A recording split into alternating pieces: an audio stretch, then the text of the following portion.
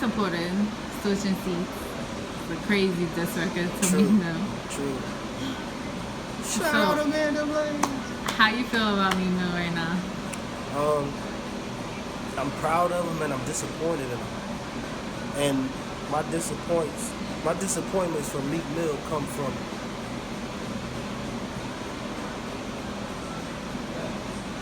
him allowing certain things to change who he was at his core that made everybody really, really fuck with him. You know what I'm saying? There was something about the way he used to approach tracks and certain shit that he used to say, and that just let you know I've been through some real shit, bro.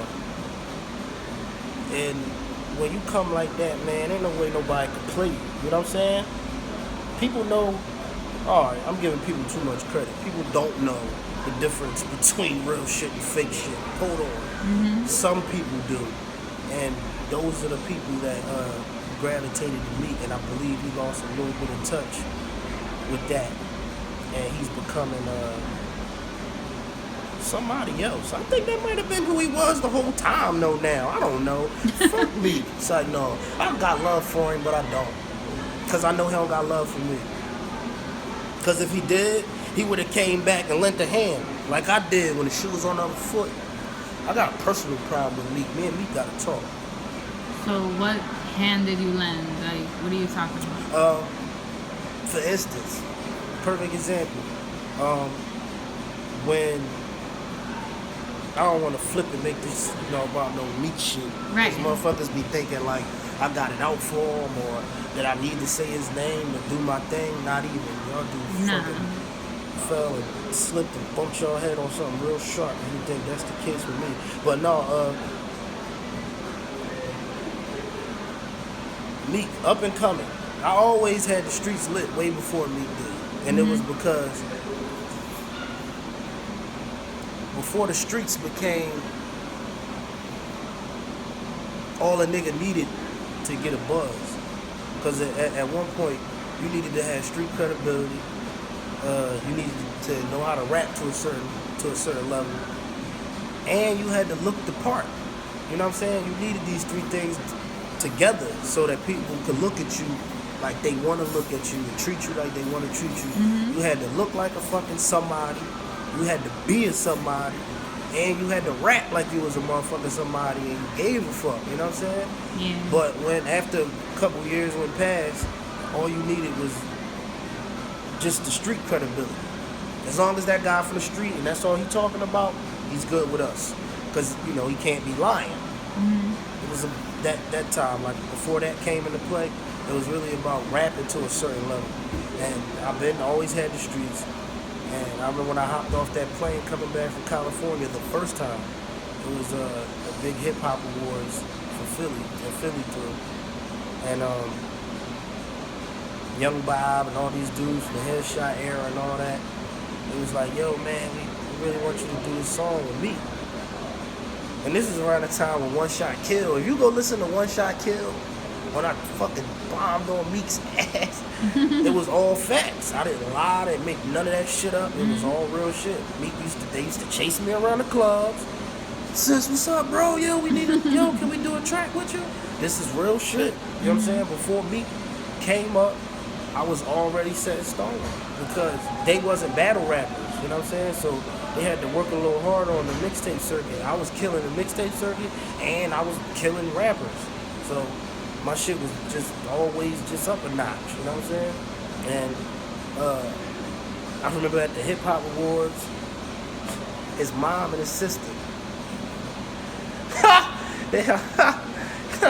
they came and gave me a hug.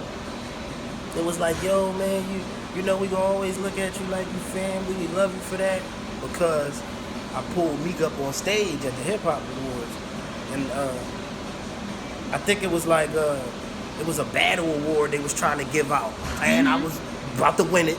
And I had two of them already. I had two awards. I had one for the best new artist, blah, blah, blah. And one for, I think it was like some rookie of the year shit. It was both new artist awards and shit. And I was actually tied with Reed for the battle award. And I said, I already got 2. That's gonna be 3. Y'all can give it to him. And I was like, you know what I mean? Because I don't want to battle no more people from my city. I wanna start like, uplifting motherfuckers now because I got some pull. So, and everybody was there that night, from the Gillies to the Miss J's to the Ninas to the Freeways. Everybody was there and saw the shit happen. And I was like, you know what? Just because that sounded real soft, like I'm backing down, because they was trying to make us battle for the award. And I told them no. And just because it sounded soft, I said, you know what? My young boy bust your ass. Everybody just got quiet and was looking like, who? I was like, where Meek Mill at? Pulled him up on stage. You know what I mean? And pulled him up. Everybody start going crazy. Ah! I'm like, yeah, this is my young boy. I'm like, now read Battle Meek. He already giving you hell on the streets. And I was always behind Meek. I was always a supporter of Meek. You know what I mean? His mom and them knew that. They fucking gave me a hug. You know what I'm saying? We got this shit on camera. Yeah. You know what I'm saying? So it's like, I'm not lying about none of this shit. So, he know what I be talking about and why I might feel some kind of way about, the way he act. It's like, bro, stop.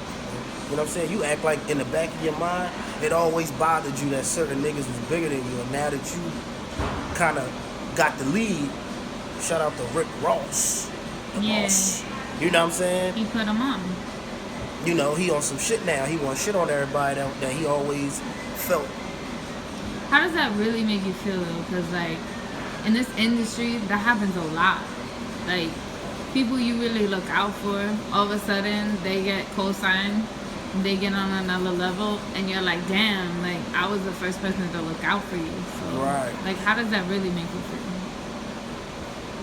At the end of the day, man, I ain't really out here hurting.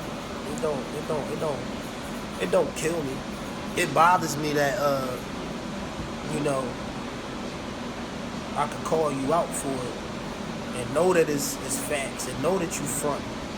But you got all of these people fooled that you not a fronter. That's the only thing that get on my nerves. Right. Because now you mean to tell me that you can ignore facts. You big enough to ignore facts and it can't bother you. One day you gonna have to bite that bullet. So